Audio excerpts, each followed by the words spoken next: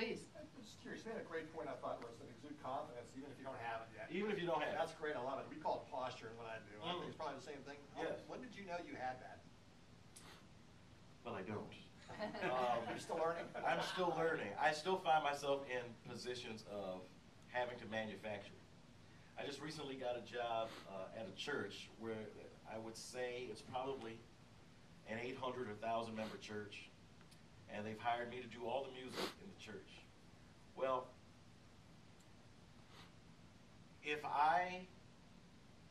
it's really just a survival technique. And I guess the point, really the point is that if you don't do it, you can't get it back, and you've lost. So it's going to be harder to get it back. So I'm not going to tell them that even though I've done this job before, I've never done it for 1,000 people before. I'm not going to announce that. I'm going to tell them I was just waiting for an opportunity to do this in front of 1,000 people. I was just waiting for this to come to pass. You know. Now I'll have to take a minute to like talk myself out of the car in the parking lot, or I might have to shut the door every once in a while and practice like what I'm going to say when I have to yell at somebody. Or I might have to call my wife on the phone, who's very, very smart, very bright, and she may, help me with the words. So I might get myself prepared. But for me, I've never really thought of myself as ever having it. I've just had to do it. So because I have to do it, and because I've seen the benefit of doing it, it's just a skill that I can do. I told the gospel choir a couple weeks ago, or maybe a month ago, I told them that I've never felt confident to do the gospel choir. I've never walked into gospel choir going, man, this is going to be easy because I know exactly. I've never done that, But what I do is that I come in with a plan. And usually I can follow the plan. Usually I can commit to the plan and I can commit to the idea of it.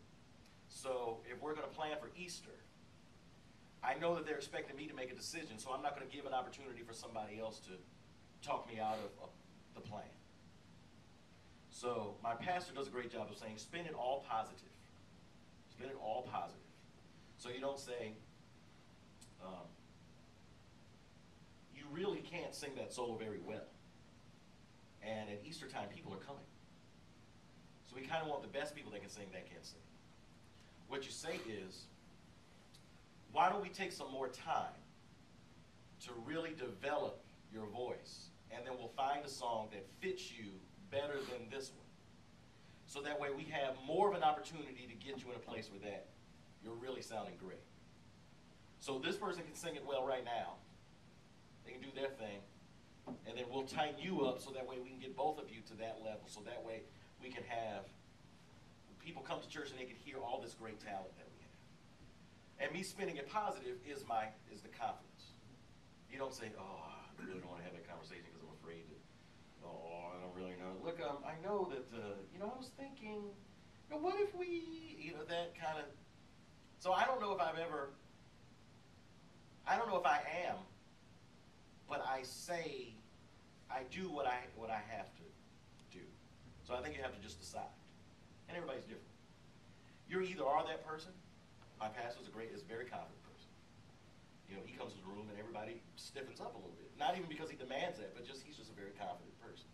And I never want to let that man down because I know how hard he works. I'm not that kind of person. I try to create an environment where everybody's going to kind of enjoy the atmosphere, but my voice has to be the final one. And that's just practical because I own the copyright to Eric Byrd Trio. Like, that's my house. That's my house.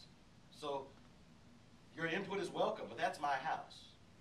Barbara Streisand was on Oprah, and Oprah said, well, you've got this reputation for being difficult. And Barbara said, well, I found over the years, it's just my observation, I have found that when I do concerts and you stand in the lobby and you overhear conversations, people never say, wow, the lighting. Wow, that was just, or people don't say, man, the sound. That's not the majority of the conversation. Maybe every once in a while. Or nobody says, man, the carpet on that rug. I mean, it just really spoke to me. People walk away saying, Barbara Streisand is good, or Barbara Streisand is awful. Don't go see that show. And all the other other stuff is under the umbrella of whatever Barbra Streisand represents. Barbra Streisand is a brand. Okay? So the sound has to be right. The decor has to be right. The musicians have to be right. Because nobody walks away talking about the bass player. They walk away talking about Barbra Streisand. So Barbara says, I'll be whatever I have to be for the success of the brand.